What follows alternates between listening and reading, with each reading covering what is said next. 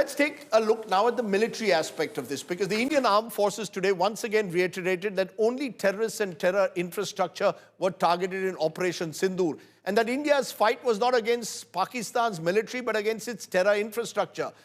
Remember, because Pakistan supported the terrorists, that's why the military infrastructure was struck.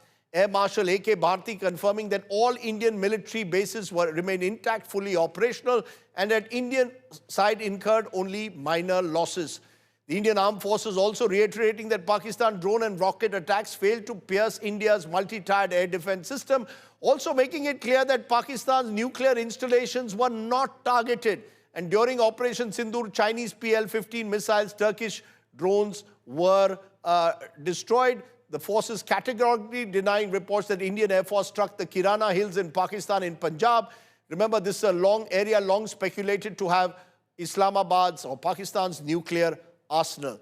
How is this now, this Modi doctrine being seen by our armed forces? We heard from diplomats and analysts. Let's turn to armed forces. Lieutenant General Vinod Bhatia, former Director General Military Operations with us. Air Marshal Sanjeev Kapoor, former Director General Air Safety at the IAF with us. Sandeep Unithan is still with us. I appreciate all of you joining us.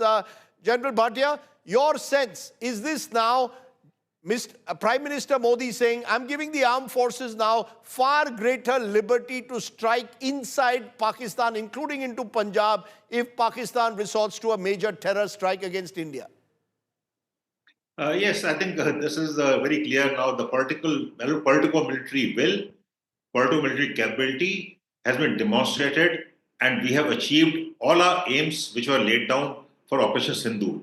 And it's been done at a minor cost to us, and Pakistan realized that the cost of consequences of terror as a weapon under the nuclear umbrella, nuclear rhetoric, nuclear blackmail will no longer be tolerated, and the nuclear factor has now been disconnected with terror and the reply to the terror. General Bhatia, allow me to push that. Has it been disconnected? Because if it was disconnected, then why didn't we take a step? If we had got, as is being claimed, Pakistan on its knees by striking their air bases, then why were we also so ready to agree to an agreement on the very same day? If, as you're saying, we're not worried about the nuclear deterrent. See, militarily, if you look at it, what have we done?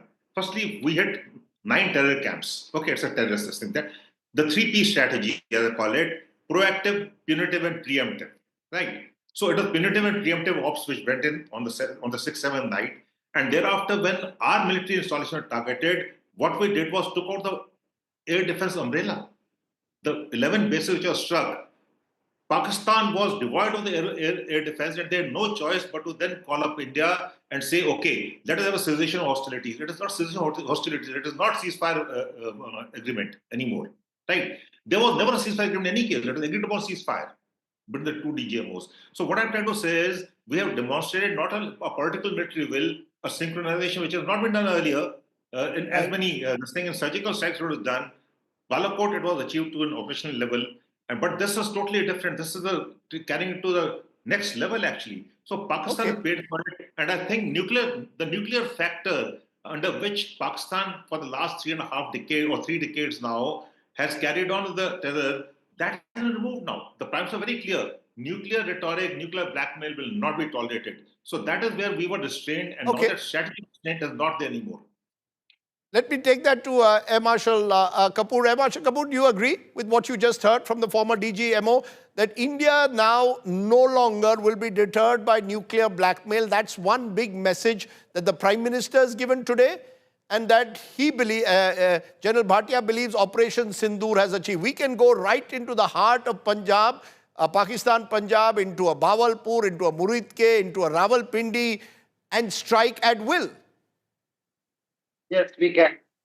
And this picture which you are just flashing right away is just indicating that a dome of a particular specified target has been taken out. In my opinion, Rajdeep, what has rattled the world is the way our indigenous things were put into use in this operation. The developed products in-house with our own coding, with our own chips, with our own software, without taking help of any outside agency, and this is what has rattled the world the most. Now, if you see the West, has never criticized Pahalgam or the losses in other ways, because somewhere it indicates that their own products are not as good. So the Chinese, the Americans, the French, and the other NATO allies, their products, Foreign media, Air Marshal Kapoor, with due regard, foreign media is claiming that some of these Chinese jets have caused huge damage to us. These are being done by very responsible foreign media. So, I mean, are we telling the full story there? Is there equivalence in air power, or is it one-sided? No, it is not one-sided. If you recall, the 8th and the 9th night, we took out all the air defense system and radars. And where did this product come from? Why were we able to go smoothly inside and attack on the 10th, early morning? The 10th of May would be a defining day in the air power history, and in the years to come, it will be taught in the history books that in precisely 90 minutes, 11 frontline air bases were taken out. It has never happened in the history of aviation. And not only one, they were precise targets with a CEP of 1 meter. And this was done by indigenously developed weapons. And this is the message which the world should get. And when the Prime Minister was speaking now, he was mentioning the same thing. He was mentioning the same thing. And when he spoke in Bihar the other day in English, it was for the world. And today when he spoke now, most of the message was for the world. So he wants to tell that the path to peace goes through hostilities. And that is what he meant, that we have to rise in power and we have to be, self-sufficient to be a world leader, what he's envisaging. Okay, let me get in Sandeep Unithan. Yes, Sandeep has tracked defense for years. Sandeep, what did you see so different from a defense perspective in what the Prime Minister said today from what you've heard from previous Prime Ministers? Rajdeep, what Prime Minister Modi said today was historic. What he's basically said is that he's not going to be deterred by nuclear weapons-enabled terrorism. Now, this is a Damocles sword that the Pakistan military had hung over the political establishment, the Indian political establishment, for decades. Right from the time of General Ziaul Haq, the Pakistani bombs were not meant to deter the Indian military. The Indian military is fully capable of fighting through a nuclear war. The Pakistani bomb was meant to deter the Indian political class. They achieved deterrence when the first F-16 flew with a bomb under its belly, somewhere, we believe, in the late 80s to the early 90s, which is when our nuclear weapons program was pulled out of the closet and they started developing those nuclear weapons. But to Pakistan's ability over the last couple of decades, they have managed to hold our massive conventional edge at bay using nuclear weapons. And the last time this happened was in Op Parakram 2001-2002, where that massive deployment happened 6 months. And after which, a very, very significant speech was made by Lieutenant General Khalid Kidwai, who was the head of the Pakistan's Strategic Plans Division, where he enunciated the 4 red lines based on which Pakistan would use nuclear weapons if those 4 thresholds were crossed. Basically, if you capture territory, destroy their military infrastructure, economically strangulate them, or foment internal disturbance. So the point they were trying to make is that you try and do any of these, we are going to use the bomb on you. So, and the most important thing, Rajdeep, to understand is that the Pakistani nuclear weapons program began in the 70s under Zulfikar Ali Bhutto. It was meant to protect Pakistan from dismemberment, further dismemberment after the 1971 war. But somewhere down in the 80s and in the 90s, when they launched a wave of terror attacks against India, there was no conventional military response. The Pakistani military believed it had achieved deterrence using its nuclear weapons. And that is when, from an instrument of state survival, it became an instrument of enabling terrorism. That is when this malicious strategy of nuclear weapons-enabled terrorism began.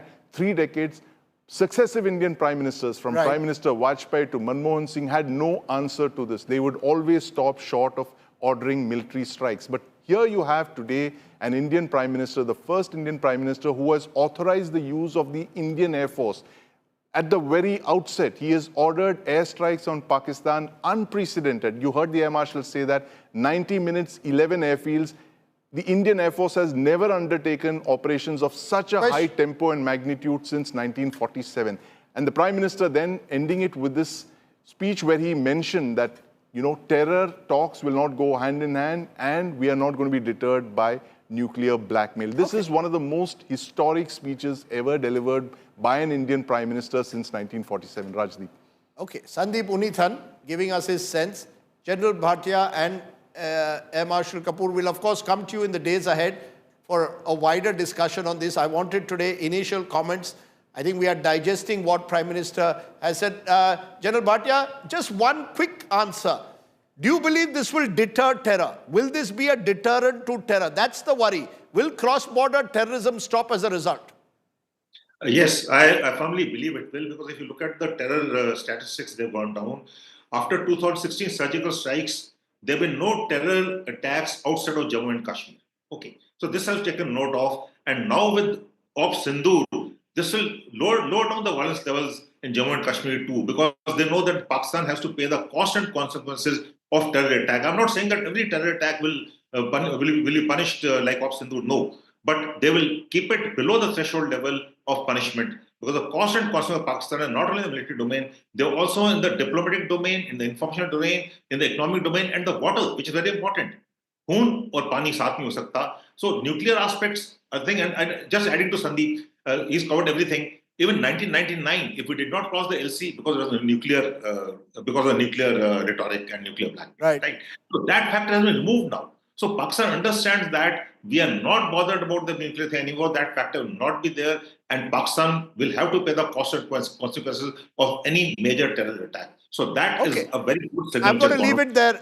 I'm going to leave it there, General Bhatia, Air Marshal Kapoor and Sandeep Unithan. I think we've got a sense in the last hour of what the Prime Minister's speech means in terms of redefining our nature of engagement now with a hostile neighbor.